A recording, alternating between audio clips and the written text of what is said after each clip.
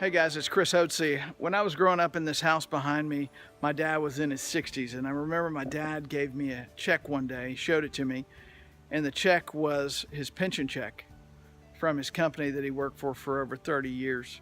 And he told me, he said, Chris, without recurring revenue, without our rent houses, and without being able to start another company, I wouldn't be able to live off this pension. My dad was a creative person. He went out and invested in real estate. He took time away from his family on the weekends.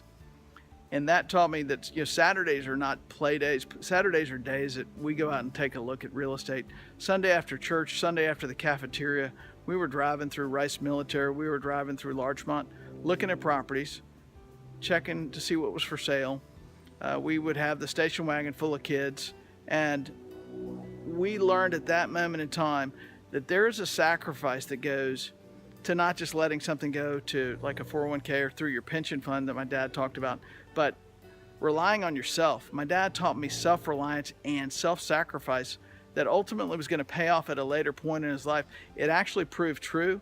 It was a valuable lesson, and that's why when I'm here, I'm looking here at where my brothers used to live in that garage. And you wouldn't let your dog live in that garage, but that was the way that we had to do it. We had to sacrifice to have some other things, and Dad sacrificed. It was fun to see, and that's the life I believe. If you're going to have recurring revenue, I believe everyone should have recurring revenue. There has to be some sacrifice of hard work to get out there and make it happen. And Dad taught me over time that, that his best place to do it was in rent houses. That's not what I do as a daily living, but that's where he learned to do it. So I learned a lot of valuable lessons from Dad.